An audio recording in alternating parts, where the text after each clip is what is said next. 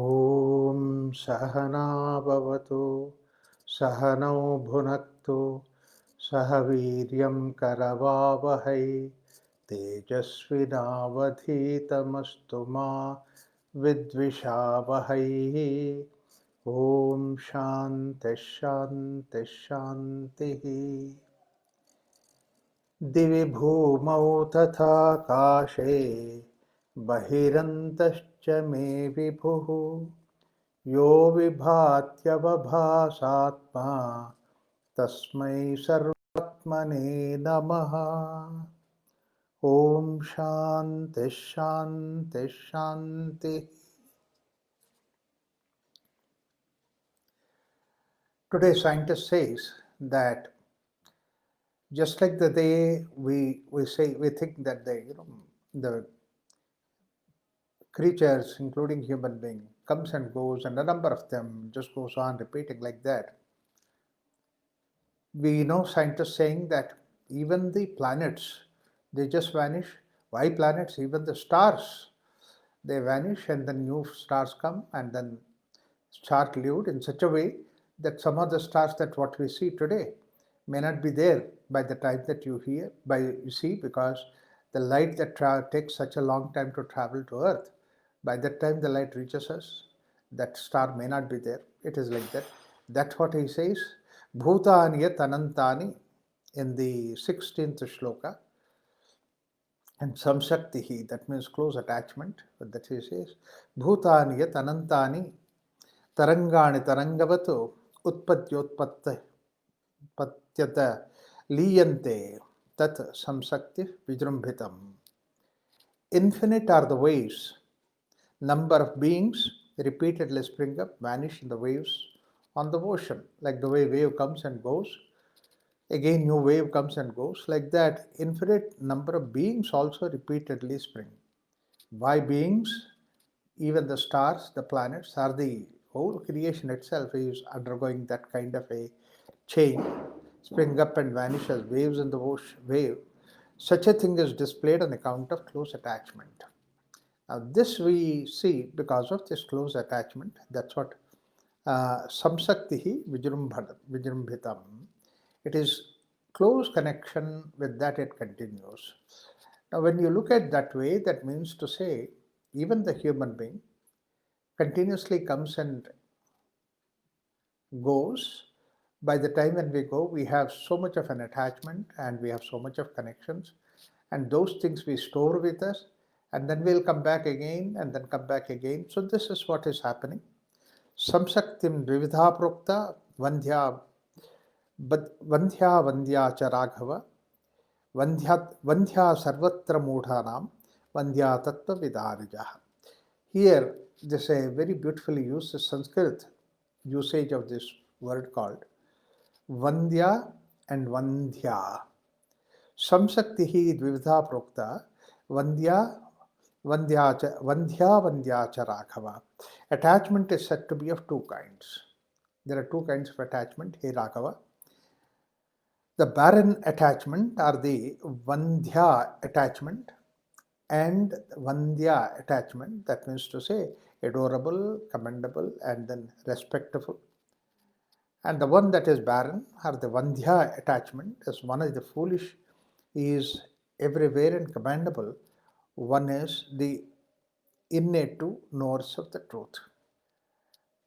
That means to say, this is what exactly Krishna expresses in Bhagavad Gita also. He says, Bahuni me janmani vyatitani tavacharjuna tani aham veda sarvani natvam vedisu. You don't know the number of reincarnations, bahuni me janmani. You also have gone through and I have also gone through. But then what happens is that you don't know about that.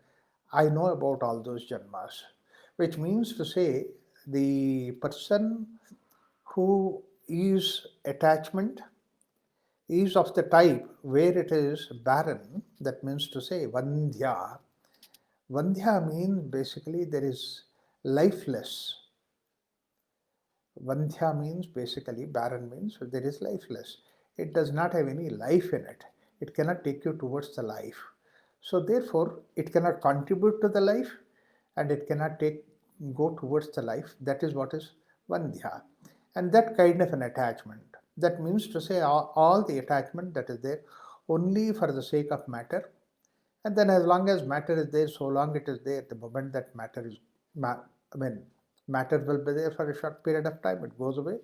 Again, another matter comes, and then we continue grouping within this darkness of the matter itself, and then we do not know anything higher than that. And this is very beautifully said by one of the Western persons who says that all this is more and more that you go after matter and then again replenish all that. It's you are at the horizontal level. There is no vertical growth. It's only horizontal growth. Yes, my 3, 4 generations back, when you see that your father, grandfather level, they didn't have all this material that today we have. So we have now too many material that is there. Bigger cart, there was smaller cart, and then variety of dishes that we have. And earlier we didn't have all this variety of dishes. So like that we say that we have increased all those things. Whatever that we increased, they're only at the material level. And then the stomach is the same, the sleep is the same, and the house that we live, a shelter is whatever that is necessary. When you look at all these things, that we are adding to this aspect of it more and more. But you look at the way that was he not surviving 3, 4 generations back, your grandfather? He was also surviving. Not only surviving, he was very happy with all that what he had. Today we have all these things and then we also survive. And maybe sometimes it so happens that they must be sleeping very comfortably. We are not sleeping that comfortable. And they had such a stomach that could digest anything that you put in that. Whereas today we have such delicate stomach, we cannot take this, we cannot take that. So like that, all these things, they are there at the horizontal level. There is no vertical growth in that. Vertical growth is a spiritual growth. And Vandya is that where that is commendable, respectful, or that you see, because that kind of knowledge, that kind of person who is coming is somebody, he is taking us into the vertical growth, vertical development, and he is the knower of reality. That means to say his any approach that he do in this world, it is to see that how we can go towards the reality, towards the higher plane of existence, consciousness. So Atma Tattva Hina Deha Visrujata Bhuyaha Samsara Saktirya Dridha Badhyena Katyate. Bereft of the knowledge of the true nature of the self, Atma Tattva Ababodhena Hinaha, when it is not there, self and the cause of the objects, like the body, that firm and very great attachment to worldly life is declared as barren. So, what is this? He now defines about what is that Vandhya, that means to say barren. In fact, they say that Vandhya Putra, that means to say he is a barren mother's son. That means this is oxymoron, that is paradox, that they don't exist together. So this is like the way saying that Vandhya is that way. That means to say he doesn't have any. So that means there is no higher growth. That means Atma Tattva Vabodhena Hina. When you don't know about the Atma Tattva, that means to say the center, the self, then what happens will be very peripheral level. Dehadi Vastujaha. Hina Dehadi Vastujaha. That means to say it is body and then Vastujaha. It is born out of the material. Bhujaha Samsara Saktirya Drudaha Vandheti Katyatha. That means the firm and very great attachment to the worldly life is declared as barren. Yes, when person does not know about the Atma Tattva, then he is so much attached to the worldly material, worldly objects, and continuously that is what his pursuit will be. And not only that, when either the object is gone out of hands or they might not have gotten object, then his dream will always be towards that material object. But it was said that when Dale Carnegie was supposed to be one of the richest persons those days, and he had something like about $300 million or $500 million and something like that. And they said, "You have so much money that you should be happy." While, if I can do, no, I wanted to make $1 billion, $1,000 million, that is $1 billion. And without that, that means to say he's seeing what he does not have.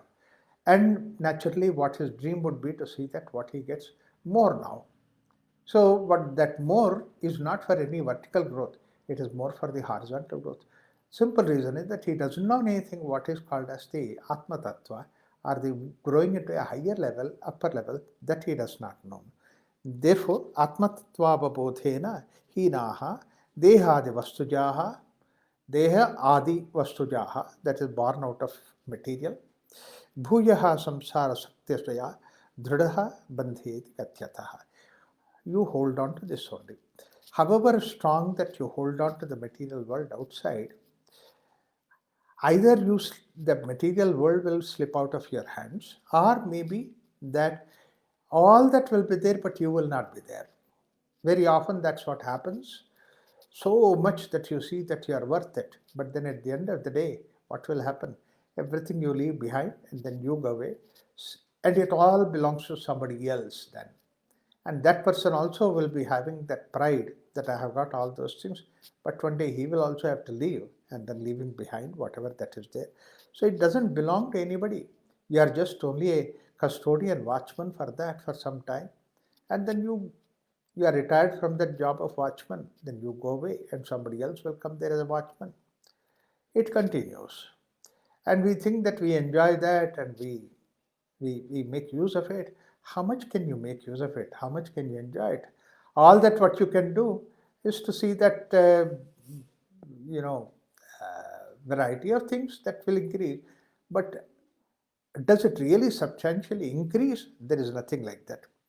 Whereas Atma Tattva Satya Bhuta Vivekaja Bandhahi Katyate Saktihi Bhuya Samsara Varjitaha. So, now the attachment is indeed declared as commendable. Atma Tattva Babodhena Satyabhuta Vivekaja Bandhahi Katyate. And this is what Bandhahi, the attachment is indeed declared as commendable, which is born out of discrimination between the reality and the world. Atma Tattva Babodhena Satya Bhuta Vivekaja. Viveka is this discriminating ability between what is called as the Satya and what is Asatya, what is the world. Satya means which is ever existing, and world is that which is ephemeral, which is there, it has to go away. Bandhai katyate saktihi bhuyaha samsara varjitaha. So, and the world made out of 5 elements on account of the knowledge of the true nature of the self is destitute of the course of worldly life again. Brahmadya lokapalashva bandhasakti yuta smritaha. Brahmadya, the creator and others, the guardians of the world, are regarded as endowed with the attachment which is commendable. Now, why he has put all these things is that, like the way Krishna said, that you don't know about that, but I know about it. Tani aham veda sarvani, natvam vedisu. Bahuni me janmani vyatitani chattavacharjuna. Many lives I have come and also you have come. But I know about all those things, you don't know about all that. The idea, when he says like that, there are the set of people who come again and again to see that this world improves, vertical growth, they help in this world. These are the great people that who come back. So these are the people who are supposed to be what he calls it as the Vandyaha. That means to say, Vandana means that you offer your prayers to them. Vandyaha, they are worth of offering prayers to them. So the idea is that can we be ourselves in such a way that we are respect worthy, we are praise worthy, and we stand as the role model for the people to grow in that direction. These are the people who are called as Vandyaha. And that starts from the simple level of ordinary human being where somebody is respectful, somebody for generations that he'll be thought of, because for generations that he is helping them to grow vertically. If somebody has only materialistic way that he is successful, he will not be guiding people once the generation goes away, because in what way does it help people to think about them or guide about them? Whereas the people who have helped them not materialistically, but to see that the values are established in their life so that they can go vertically, inspire them in that direction. Like, for example, Rama and Krishna, these are the people who we remember for generations and generations. Not only that, they live as if that they are presently living with us. Krishna and Rama, they are not like historical figures, though they were there 6,000, 5,000 years back or 7,000 years ago. But then their life was so extraordinarily exemplary and the guideline for us in such a way that even today we feel that they are with us and they are guiding us. So, can we be that way to see that at least a couple of generations that we carry the idea of that we are moving in the forward direction, upward direction? So, these are the people who are Vandyaha. And and another thing is that we all have that ability within us. We all have that ability within us. But we are so engrossed with the world outside in pursuing about the world and competitions and what not in the world. In fact, when you go into the world, you want to get attached to hundreds and thousands of different ways that you can easily get attached to. And all that, what you get attached to, is the one which is pulling you downwards into the world. But whereas we naturally, if we leave it ourselves, leave all those things behind, then you also have the wisdom to see that we go in the upper direction. Sarvada and the Brahmadya, that means Brahman, Brahma, Vishnu, Maheshwara, and all these suppose so-called gods, and then Lokapala Ascha. That means all the various other gods that we have thought and various other uh, celestial beings that we have thought of are, in my view, even the people that who have come to this world to see that they can make this world much better place. The saints and sages and rishis that are there. All these things, Lokapalascha, Vandya Saktyuta Smrutaha, they are endowed with attachment which is commendable. So their attachment, their concern about the world, their concern about the need for the world is something which is commendable. After all, it is the same divinity which is working through them, but then they are working to see that how they can be helped.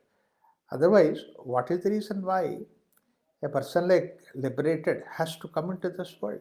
It is because that he has that kind of a force that is there within him. It always uplifts the people. It always brings the world to a better thing tomorrow. Sarvada Sarasamsthena Sasthena सर्वेण सह तिष्ठत सर्वकर्मरतेनापि मनः कार्यं विजानत न सक्तं यह चेष्टासु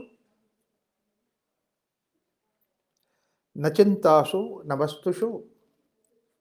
The mind ought to be made unattached to actions here, to thoughts and to the objects as well by the intelligence one, even though engaged in all actions, situated in all ways, at all times, and living with everybody. So, the real mind, the proper mind, or the mind which is supposed to be interested in the spiritual growth, is the one which helps us to involve in this world very intelligently, involve into the activity, involve into everything like anybody else does, but at the same time, it makes us to be unattached to the actions here and to the thoughts and the objects, all those things.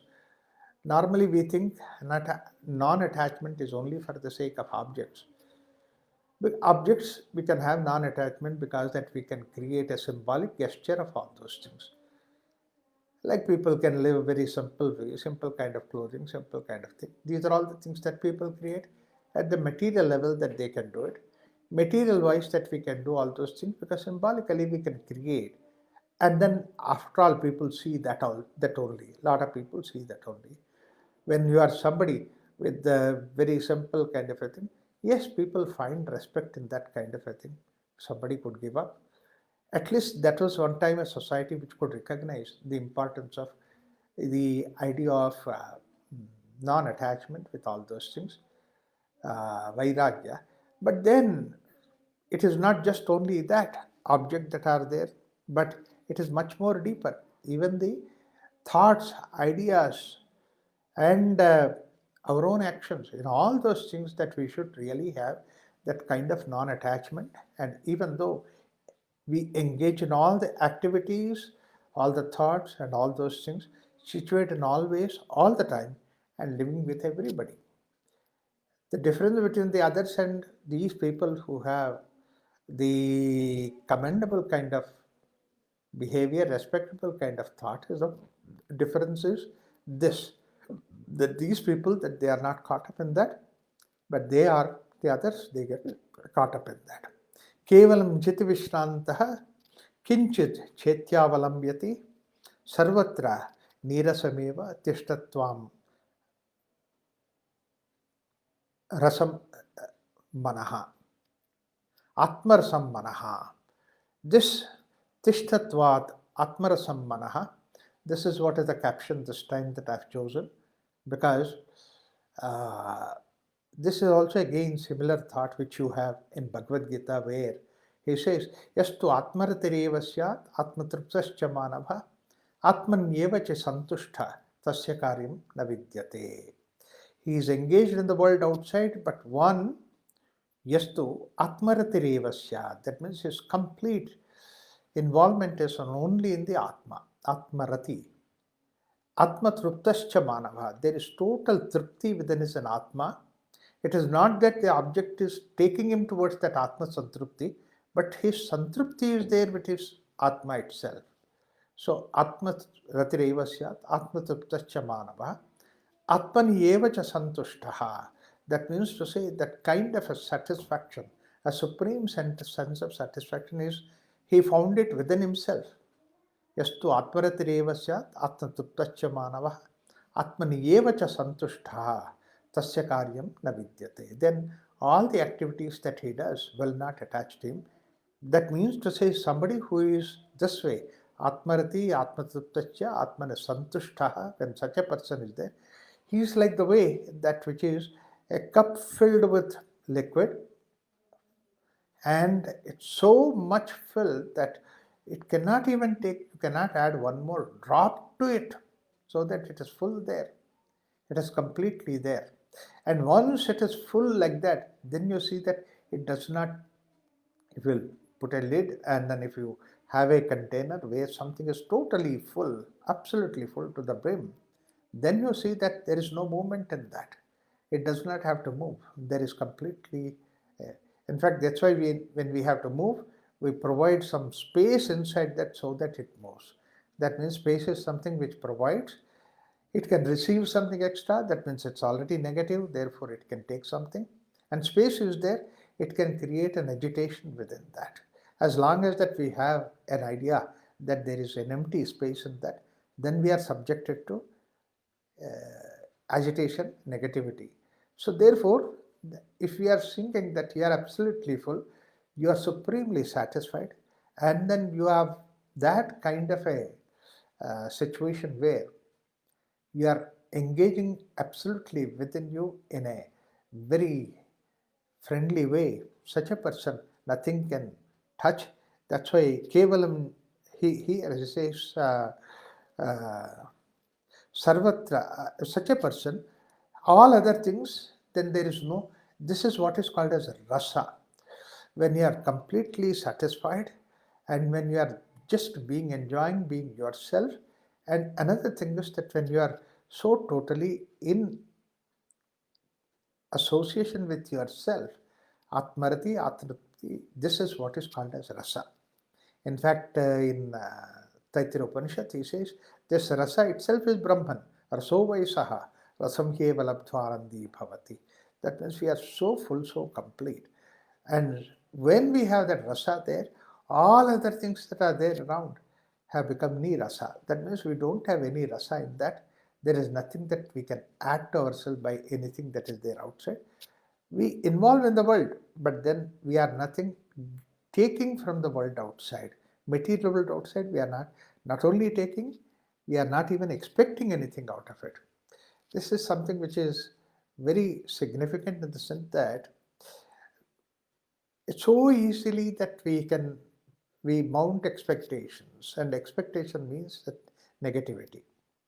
And the moment expectation is there, that means to say that you have a gap, you are not complete. You have to fill yourself with something outside.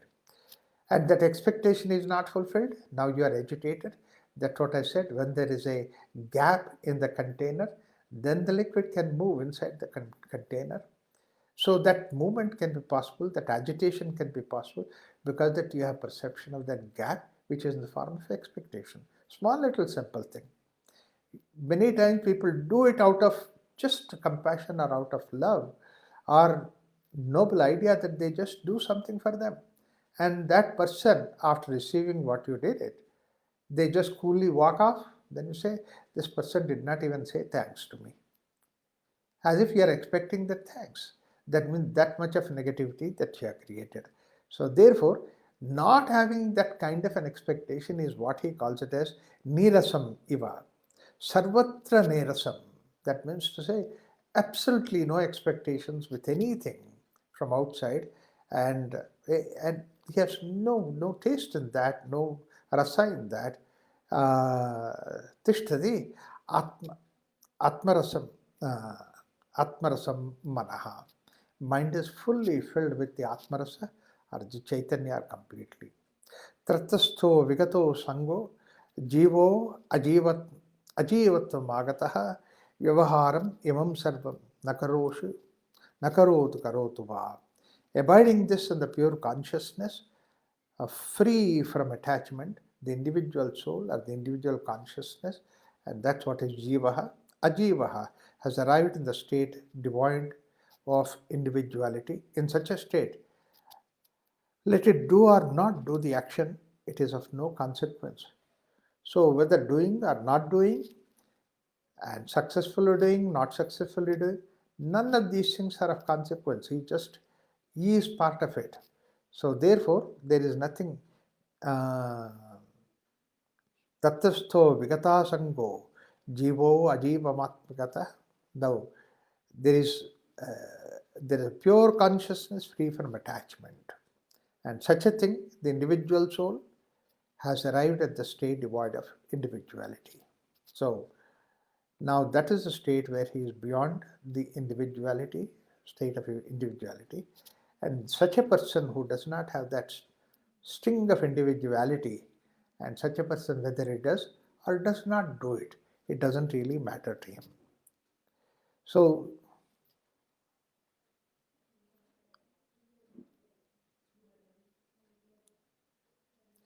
अथवा तमपि त्यक्त्वा तेत्यांशं शान्तचित्तघनः जीवः तिष्ठन्तु सुशान्तो संशान्तो ज्वलन मणिरिवात्मनि. Or otherwise, this means one person is somebody who is completely full, is engaged in the activity. Other person is full, but then tamapi tyaktva chetyam sham, having abandoned even the part consisting of the world objects, even that consisting of world object part is also, and remaining in the tranquil or full consciousness, let the individual soul or the Atman stay thoroughly calm, satisfied in the self, as the shining jewel. Such a person, in spite of the fact that all those people that he is involved in, that he is just quiet, he is not involved in any activity that is there, but his non-involvement in the activity does not look to be like a burden or look to be an escape, but it is the shining jewel. That means to say, in the great splendor, that is the undivided and pure consciousness. One can see in him the undivided pure consciousness of the self in that. Because basically that he has no axe to grind, nothing to expect, and no misery, none of these things. So एषैव रामसौषुप्ति स्थितिः अभ्यासयोगतः प्रौढा सति तुरीयेति कथिता तत्त्वकोविदेः. Rama, this is exactly the state of profound repose. When it is fully developed, Esha Rama Saushupti. Sushupti is the word that he uses. Stitihi, Saushupti Stiti, established in Saushupti, Abhyasa Yogataha. By constant, as a result of practice, it is described as a Turiya. Praudaha Sati Turiyoti Katita Tattva Kovidehe. Now let me explain that this word Turiya that he brings about here. So far that he has not looked into this area, this word of Turiya, it comes from Mandukya Upanishad. And he picks up the idea from the Mandukya Upanishad and he tries to equate that idea when Sushupti Sthiti Abhyasa Yogena, when it is Praudha, that means to say when this has been fully developed, then Satihi Turiyoho Katita Tattva Kovidaha. That means to say, the rishis say that when this is Turiya, this becomes like Turiya. Let me give you ideas about that. How he brings about this idea of Sushupti and Turiya. And Mandukya Upanishad is the one which subscribed to this idea. Let me give some background behind it. Like the way that who am I, the question, it's a very, very important potential question of Vedanta, and in various ways this has been handled. One way we have seen that who am I question is handled by the way that it is Taittiriya Upanishad handles, and result of it is Panchakosha Viveka. We are the 5 different personality, and all these personalities which are there, the outward, and one last thing, and that's what is supposed to be the Ananda. And beyond that Ananda, we are the self. This is what Panchakosha Viveka, we say that. Gross body is the physical body that is totally outside. This is how Patanjali, this is how Taittiriya Upanishad looks at the human being. Similarly, there are other Upanishads, there are Prakriyas, that means the way, method of inquiry about who am I. Panchakosha Viveka is a very beautiful Prakriya which we use it in the yoga therapy. But then apart from that, there are several other Prakriyas. Like yoga, Acharya, Patanjali himself looks at it in a different way, and human being is nothing but energy-like thing, force-like thing which is responsible for all the activities that he is doing.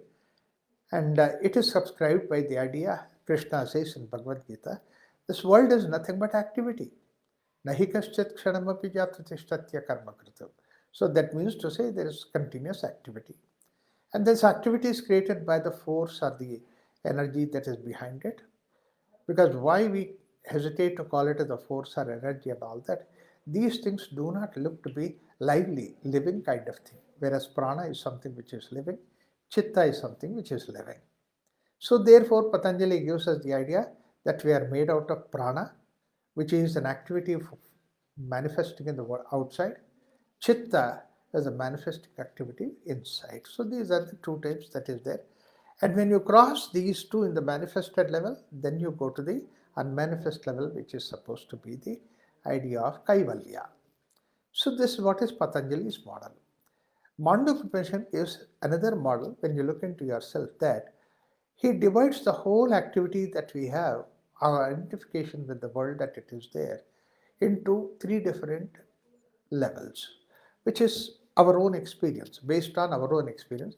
It's your experience, my experience. It need not be somebody who has to be extraordinary spiritual, meditating, etc., etc. Then he only has that experience. No, we all have that experience. And what is this experience? The experience is the whole set of activities that we have. One group, you group all that activity. It is the wakeful state activity. This he calls it as Jagrata Sthanaha, wakeful state. And second set of activity, it may be hundreds and thousands of millions of activities that are there. All those things are grouped into the second category, which is called as Swapna Sthanaha. And then the third set of our experience that we have is the idea called as Sushupti. So these are the three things that he has given. Whatever that is there in Jagrata and Swapna is not there in Sushupti. What is there in the Swapna cannot be translated into Jagrata. So they are all three are the independent states that we have our own experience. Now this Jagrata experience is all the experience with the world outside, with the manifest world outside. Anything that we have in the Jagrata avastha, that means to say wakeful experience, it is belonging to the Vaishvanara, that means to say it belongs to the world outside, which basically means that I might have an experience, but I can translate that experience to you. Like, for example, I have seen a very beautiful bird on the tree. I can show to the people that there is a beautiful bird sitting in the tree. I might use all the equipment to see that, telescope and all that to see that some star that is there, especially on the sky, and I can show you that star. I can take the pictures of it and pass it on to that. That means that it is all belonging to the whole universe. It's not my alone property, my alone experience. It is everybody's experience. So this belongs to the wakeful state experience as a gross world and gross world experience that we have. And this can be intertranslatable and interexchangeable and all those things. And therefore, this belongs to all of us, Vaishvanara. But then there is another important clause that he says is the one he says that Sthula Bhuku, that means to say here, the gross is the one which nourishes you. Bhuku means basically nourishment or experiencing that. What do you mean by nourishing? Nourishing does not mean that I put on more and more calories into me or I do much bigger exercises and all that. It is not that way. Real nourishing is that kind of an interaction with the material world outside, wakeful state world outside, so that it can help me to touch my real nature inside. It can help me to touch my real nature inside. If it cannot help me to get rid of this material world, to go deep inside, if it catches me at ransom at the material world, it's supposed to be tamasic and rajasic because they are not helping me to go inwards. But whereas sattvic is the one which, by interacting in this world outside, it will help me to see that I go turn inwards. And that which can help me to see that I can turn inwards to go to my natural state within me, this is what is called as sthula bhuku. That means to say gross is helping me. Now it is not just only the food that we take, but it is the information that we gather and the activities that we do. All those things that are there in the interacting with the sthula world, gross is the one that bhuku, it needs to help me to see that I nourish by these things. That means to say by interacting with this world, I can leave the physical world behind happily and then I can transcend that world towards the consciousness. This is the purpose of all this world that is there. It is what is Jagrata Sthanaha, wakeful state. The second thing he gives us is the state is called as Swapna Sthanaha. Swapna means a dream. Our Swapna is dream and dream-like states. Where he says that Swapna Sthanaha Pravivikta Bhuku. That means to say the nourishment is there from inside and then it does not belong to the gross world. That's why first one he says Thula Bhuku, then this is Pravikta Bhuku or the Sukshma Bhuku. That means to say it is inner nourishment that takes place. Eye experiences are the thing which are nourishing. So dream experiences should be something which is not translatable to the other world outside. That means to say, I have a dream. I cannot expect that you should know about my dream or you should accept my dream. At the moment I tell you that why don't you accept my dream because I had such a thing in my dream, you will say that I have also had a similar dream and I have done something like that. You accept my dream. So that clashes will be there. Therefore, Swapna Sthana is purely individualistic. It's purely my own. That's why it is Pravivikta Bhuku. That means it's my own creation. But only thing is that this Swapna that I create is for the sake of my own nourishment. I have to be benefited by that. So, Swapna therefore does not only mean that the dream world in the sleep state, but the dream world in the wakeful state also, that your imagination, your thinking, your uh, all these things that you create for your benefit, for your sake that you create, this is what is called the dream world. So in this dream world itself that we have all these gods and goddesses, the whole structure that we created in the form of rituals and all that, it's all in the gross world, it's all in the dream world. It's all your own imagination. You created that. The practices that are there in the gross, but behind that is that you are subtly relating to that. It helps you. Like, for example, a dream can really fill me with the kind of confidence. A dream can fill also me with the help of misery. Similarly, like that image of a God, image of a practice that we bring about is something which can help me to see that I grow into spiritual direction, or my demand, my asking this and that will make me degenerate into the material world outside. Either way, it is possible. Journey upwards or downwards is possible, and that's what is the dream world. And the dream world is so huge, so big, that you are constantly in the dream. Even while in the wakeful state in the world outside, you see that you quickly slip into that dream. And all that dream is very important. And because that we could dream to fly in the sky, we created the aeroplanes.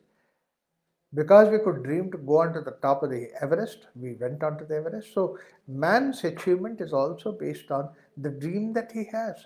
So dream is very productive that way to see that you go in the right direction. But these are all the things that we have, all these gods and goddesses in the dream world, is to enhance this material world. No, real nourishment of that dream world is to see that how it can free me from this attachment to the world outside and take me inwards. All the gods that we imagine, all the activities that we do with the gods and all that, it's all about the dream world. So it has a very limited reality. It is reality for you. That means to say, I believe in one God. I believe in somebody who teaches me, my guru. At the same time, that all these things will help me to see that I grow myself. I don't have to request somebody else. You should also believe in what I say.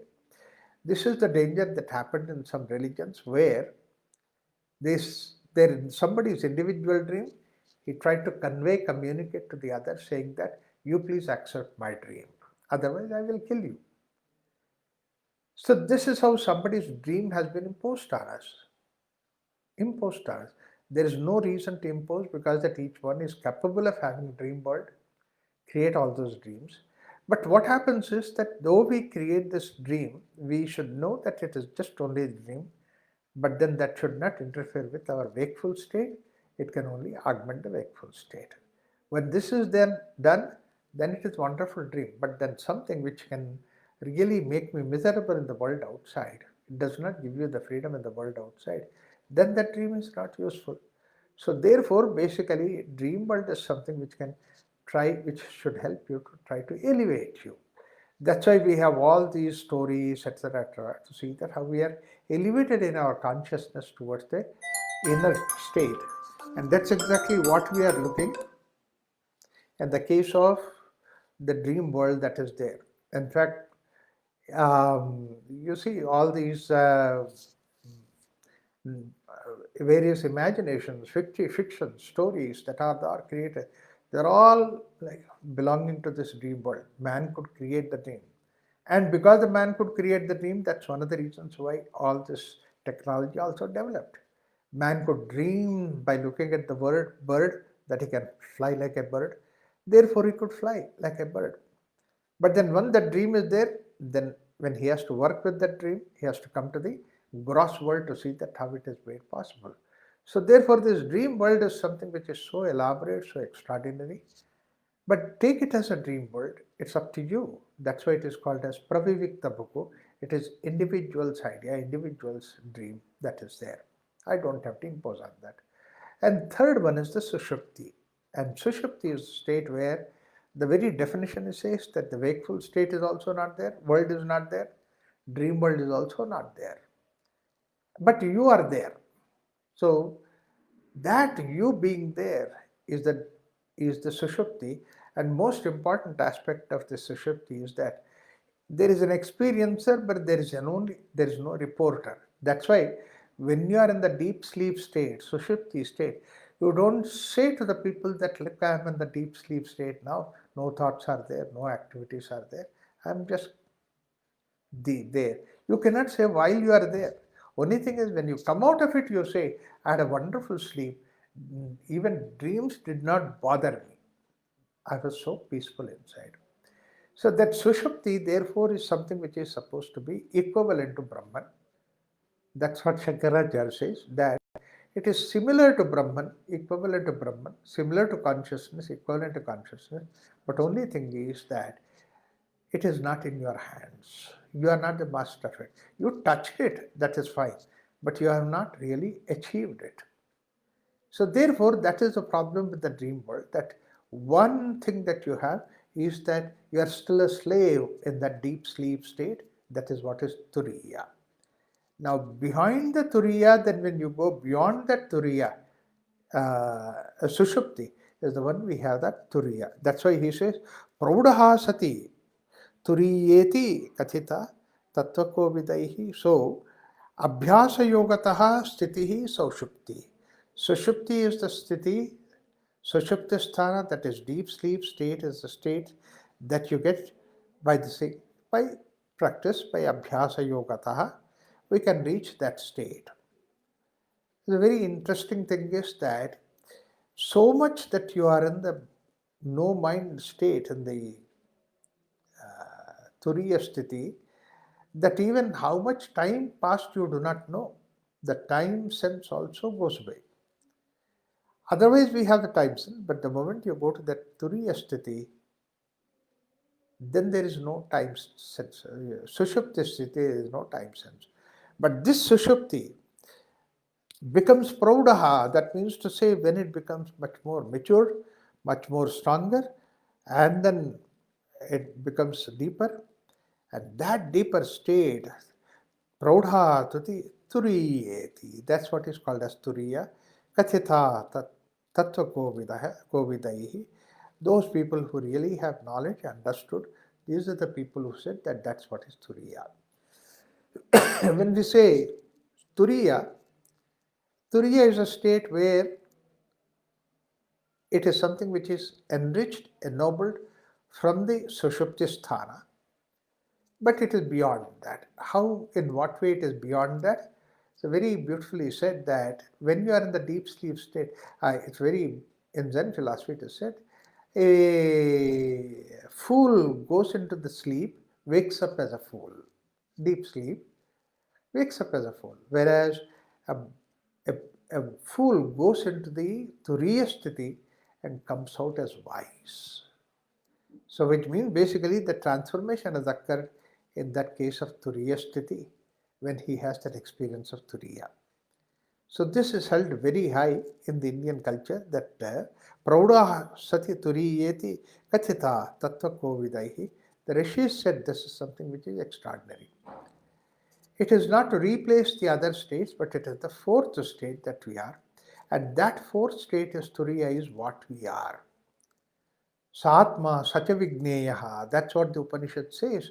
That's what is my state, and that we need to really understand. Understand not intellectually, Vigneyaha, but experientially, that we must have that. Do we have that experientially otherwise also? Yes, like that, these three states experience are there, wakeful, dream, and deep sleep state experience. Even the Turiya experience is there even now also. If we did not have that experience, we wouldn't have been reaching that state. Even any experiment that you do, any exercise that you do it. Normal course of time also that we have to Turiya experience.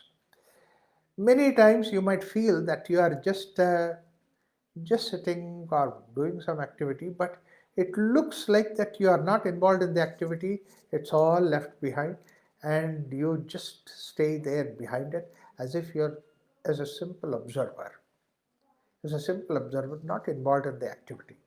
This is what is called as the, and it's almost like that you are in the Sushupti, for rest of the things that you are asleep, but more important thing is that that sleep is there from other things. That is what is nirasa for the other things. But at the same time, that you have that awareness, which is supposed to be rasa. So on one side that you have nirasa, and the other side rasa, which is of the atmasthiti as an observer. So once you have that, then that is what is basically the way that you come to the turiya sthiti. Turiya sthiti is therefore is something which uh, praudaha, that's what is the praudaha. That means turiya, sushupti, then you add this awareness for that, and then you stay in that quiet state, and that's what is the state of turiya. So turiyeti katita tattvakovidaha. So turiya is something which you experience that way. But then what is interesting is that he goes something which is very different area that he Vasishtha takes us. Yastu tasyam avasthayam sthitim prapya vinashini anandaikantashilatvat anananda padad gataha anananda mahananda kalatitaha tatopisaha mukta ityachate yogi turyatita padam gataha. Having obtained this imperishable yastutashyam avasthayam sthitim prapya vinashinim, imperishable condition in that state, turiya, the fourth state of the consciousness, whoever has departed from this abode, devoid of bliss, anandaikanta shilatvat, anananda padad gataha. So, devoid of bliss, ananda padat, anananda padat, that is, devoid of bliss, waking, dream, deep sleep state, an account of habituation to absolute bliss, and then transcend the parts of no bliss as well as is the great bliss. Mukta ityuchate yogi turyatita patam. This is what he says, turyatitam, beyond the turiya. These experiences, Jagrata, Swapna, Sushupti, it's there in the case of only human being. We only have that experience. And what is this experience of dream? Dream has, as I said, that two different kinds of experience. Swapna has two different kinds of experiences. One is dream that comes to us when we go to sleep. Our dream is going on behind us when we are in the wakeful state also. Like the way the stars are there in the sky, even when the sun is there during the daytime. But the power of sun is so strong, stars you do not see. The same way, power of our interaction with the world outside is so strong. The thoughts that are there running behind in the mind, you do not see that. You can see that if you close your eyes, the moment you close your eyes, again these thoughts pop up. We often think that when I sit down for meditation, thoughts come up. But no, don't look at that way. Any time that you sit down, not engaging with the input from the outside, senses and all that, you withdraw from that, you see that the thoughts come from within. So that means there's something which is going on inside even before that. Only thing is that is covered by the objective world outside. Whereas the moment that you shut off from this, immediately thoughts go on. It is instantly going on, and that yastu tasyam avasthayam sthitim prapya avinashini. Even these thoughts also come and going quality that is there. Now, this is what is basically the swapnasthana. But there is another thing in swapnasthana that we create, is the kind of imagination that we can create about all these gods and goddesses, everything that is there. They are not there in the reality. In the reality, the world outside, they are not there. But we need to create that kind of an image so that we can surrender, we can offer ourselves to that, we can feel assured. So that assurance, we get it from the surrendering ourselves to that.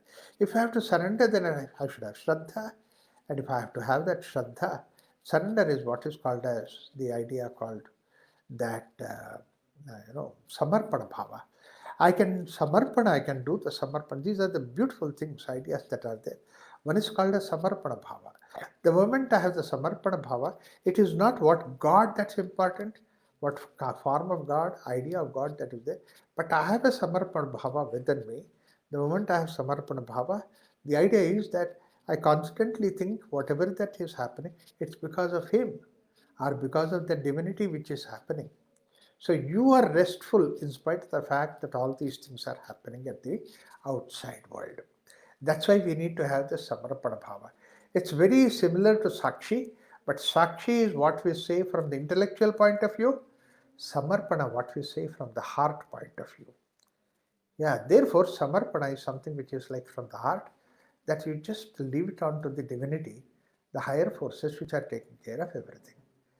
A higher force which has taken care of all these planets and all these, the stars and this and that, the whole nebula, everything its higher force is taking care of. Such minute details, can I not surrender myself to that finite detail? So this surrender aspect is what is called as Samarpana Bhava. The moment that you have Samarpana Bhava inside, that all this burden of activity is not there on you. You do the activity, you enjoy the activity. It is like a blissful celebration that you are doing any activity. You are not doing that activity for the success or a failure or anything like that. And as another aspect is that if you have that surrender bhava within you, you can only do good to the world outside. You cannot do anything bad. You cannot do anything bad. Only try to pass on your compassion, your this thing. And if there is any moment, anything negative that comes up, if you are having the Samarpana Bhava, you can easily ignore that, pacify that, push it to the side, and continue with your activity. And this is something which is possible about the Samarpana Bhava. And therefore, basically, uh, this Turyatita Padam.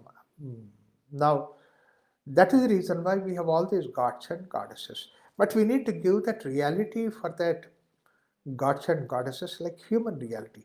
That's one of the reasons why we have all these Puranas about Ganesha, about Shiva, about Hanuman, Subramanya. We have created such stories as if they're human beings like us, real human beings like us, blood with the blood and flesh and blood and all those things that are there. That's how that they are, and they form their this thing, and not only that, their relationship, like somebody is father, somebody is mother, and somebody is a child. All this thing we knit together all these things to see that these things will help us to help us. What is the use of this Swapnasthana or this dream world is to see that I can become better individual. In fact, even the ordinary normal Swapna is also that way, as the psychologists put it. It is to just remove all the dirt that is there. It's like a scavenger work. Yeah, there are so many things which I might have suppressed in the wakeful state. All that I release in the dream state, so that once I release, I become fresh. So that means this it helps me to nourish. When a dream that you create that way to remove, flush out whatever that is negativity within you, and then it helps you to grow in the positive direction. An ordinary simple dream that you get in that, is it not the same way that you imagine nice, beautiful stories to help you to do that way? Like, for example, the story of Rama, story of Krishna, happened 6,000 years ago. Let's not worry about it. But then the story, the way that they lived that story, when we read it, how much that we feel elevated in our consciousness. The same way Krishna's story, how much we are elevated. The same thing about Shiva's stories. Shiva created that kind of an image. We created the Shiva's image with all those beautiful characters to see that we feel elevated. Subramanya, we elevated. And Ganesha, definitely we are elevated because Ganesha is the most popular of the gods. If in the gods world, if there is any question of any general elections, definitely Ganesha will get the maximum votes for him because everybody all over the world likes Ganesha. That's a simple thing. So this way we grow. Why I'm saying this is that like the way in the subcontinent that we created all these stories, Puranas, gods and goddesses, a number of things like that. In various other cultures also they have developed.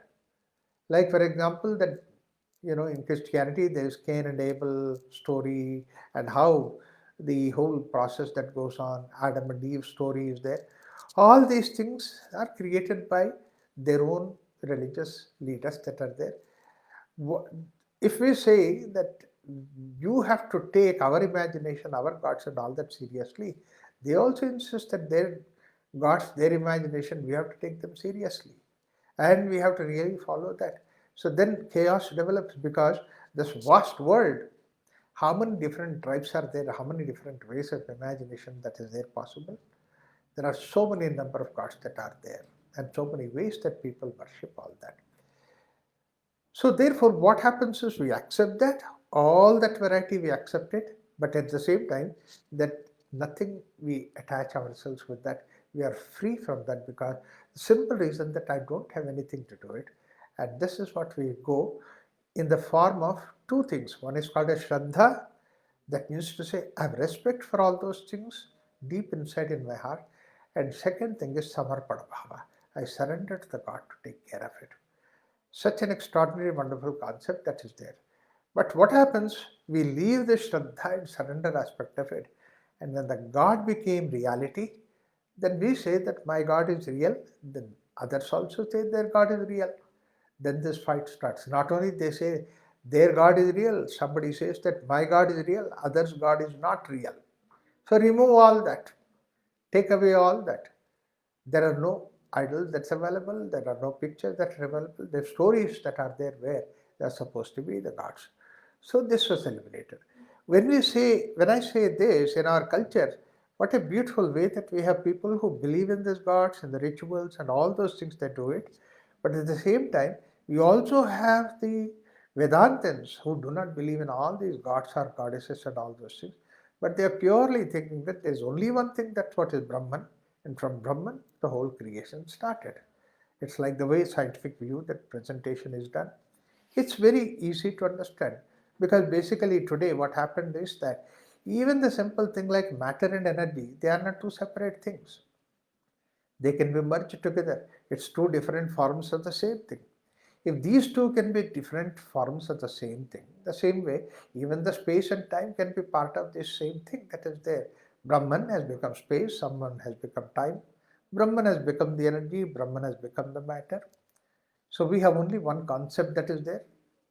All other things are just embedded into this. So therefore, neither we reject nor we accept, but we leave them aside and then continue to grow ahead.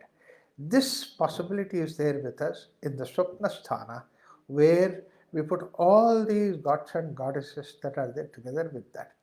In case of Ramakrishna Paramahamsa also, of all the great bhaktas that you could think of the present time, in the last 200-300 years, extraordinary person is Ramakrishna Paramahamsa, because that he was directly conversing with the Kali, with the Devi. So Kali was so real for him, and that's what he has even expressed to Narendra, Vivekananda, when he say, God is more real than I see you. That means you may be a dream, but God for me is not a dream. In that sense is more real, but at the same time, it's a dream in the sense that he could see, the others could not see, whatever that he was seeing. That's what the premises earlier I have given. That wakeful state, what I see, that you also see it. But the dream state, I see, but then the others do not see that. So therefore, this is something which is very important for us to see, that Ramakrishna Paramahamsa has that wonderful vision of God. At that time, Totapuri came, he did not deny the vision. He did not say that this is all something like your dream. But he said that, yeah, all right, that this goddess is clear, goddess is wonderful, really gives you bliss, but you created that. So cross beyond that, go beyond that. That's why he says, how to go beyond that? Cut off the image of the God, dissolve it. So how can I do it? You have the sword that you created, take that sword from the Devi and then cut off her head so that you can transcend it. That's what really Ramakrishna has done. So that story shows that all these gods and goddesses that we have in our culture, wonderful, valuable, important for us, but then they are similar to our dream state, nothing beyond that. When we accept that the same way that we can accept the other religions also, they have dream states and they have to transcend that. And then we go to that. This is what is Turiya, Sushupti. Sushupti, where the dream is not there, completely dissolved. You are just there. But then beyond that, Turiya, the Sushupti, is the Turiya. Turiya is the state where Jagrata, Swapna, Sushupti, all these things come from that state. You remove that. In meditation, what is supposed to be the way that meditation helps us is, in meditation, you try to withdraw from the wakeful state, withdraw from the dream, withdraw from the deep sleep state, and then you come to that central position which is supposed to be Turiya, because that is what is your individual consciousness. That's what is Atmasthiti, individual consciousness. That individual consciousness itself becomes wakeful state, dream state, and deep sleep state. Fine, this is wonderful. But that individual consciousness is individualized. This individualization, when we give up, that is what is the state of Turiyatita.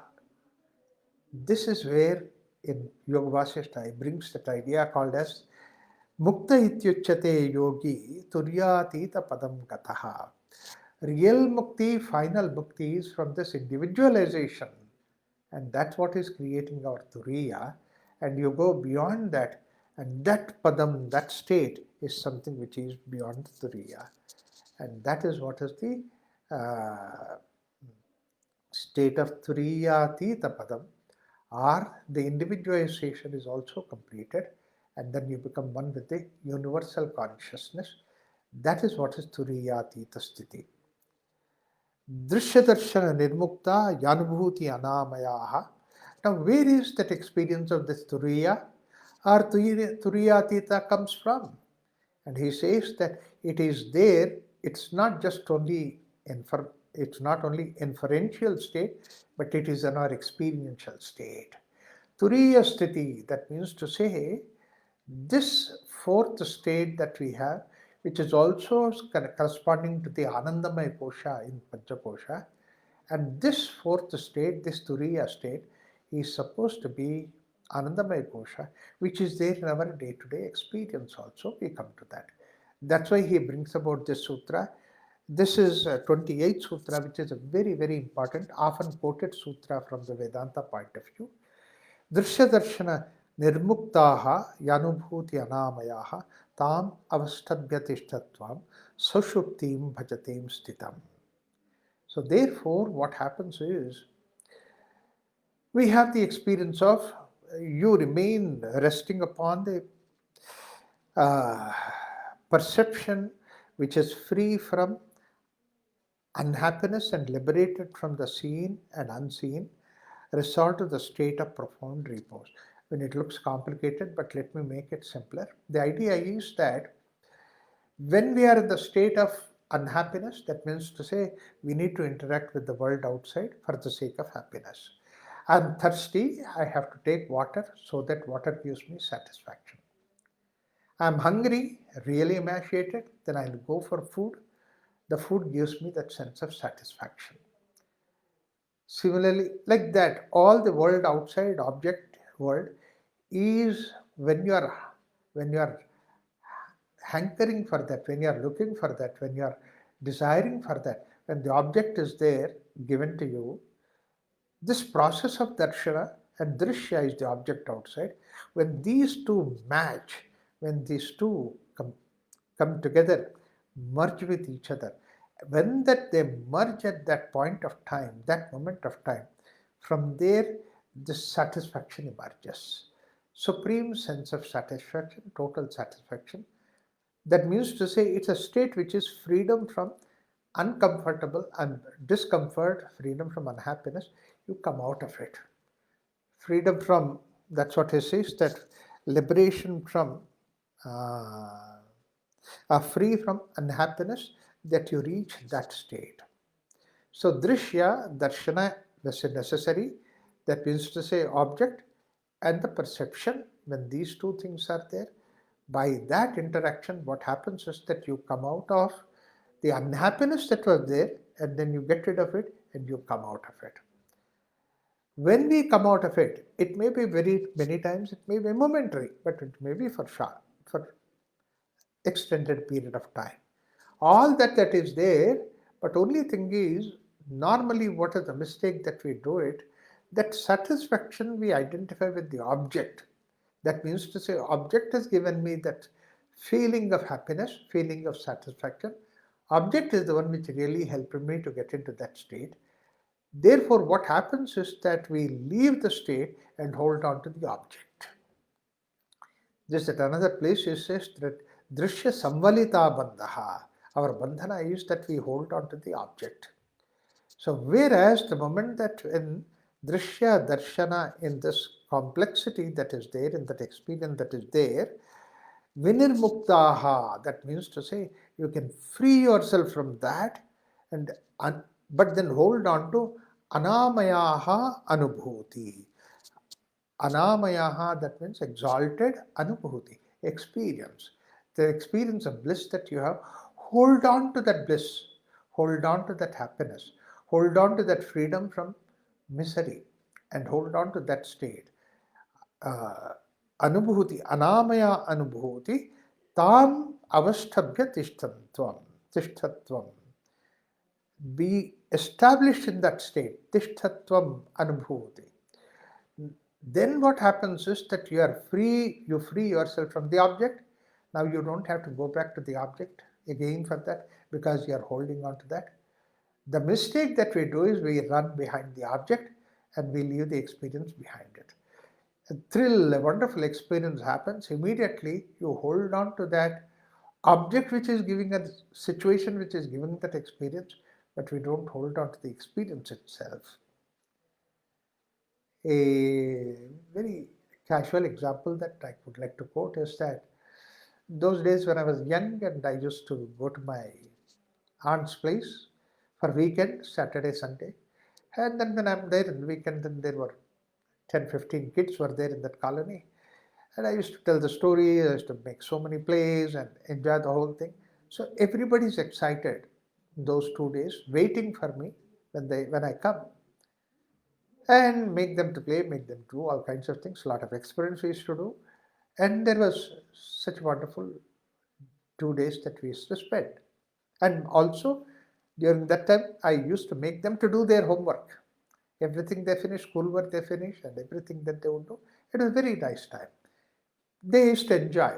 But then, on Friday, the moment that I go there evening, that they come to me, immediately they can think of, oh, what will happen if I go? So they will immediately imagine about the day when I go. So that's the first question they ask me is that, Uncle Raghu, when are you going back? It looks like very uninviting kind of a thing. And say that, look, no, I'm going to be here for 2 days. They say, no, if you want me to, I can go right now. So essentially, the whole idea is to see that uh, immediately you think of when will I leave this particular object outside. But then he says that leave the object, hold on to the experience, that you live forever. And that's what is the idea. Tam avastabhyatishtatvam. By having resorted to that, the state, and then Saushuptim bhajate sthitim. You are established in that, the fourth state, Saushupti, Sushupti, beyond that Sushupti, that you are established in that. And that is a state where there is no moksha, no nothing that is there, but you are absolutely in a peaceful state. This is what is very important. It's a practical thing that we need to do it. Number of times that we have this kind of an experience of going beyond the objective level in the form of absolute sense of supreme satisfaction within us. At that point of time, if we don't have this knowledge, we try to hold on to the object outside and say this object gives me, and then now after some time that object does not give, so you switch to the another object. So this journey continues to hunt for the sake of happiness, object after object, but hold on to that santrupti. If you can really hold on to santrupti forever, then there is no question of your coming back. You're always in that state. That's what is the Rishi experiences, expects from us. We all have that, all of us, we have that experience of satisfaction, experience of that touching with that sushupti. But then we don't hold on to that, we let it go. That's what is the problem that we create. Let us try to match, get into that state. That's why this sutra, Drishya Darshana Nirmuktaha, Yanubhuti Anamayaha, Tam Avastabhyatishtatvam, Sushuptim, Tam Bhajastitam. So this is very important, and we'll continue next time that we meet. Thank you so much. Om Shanti Shanti Shanti.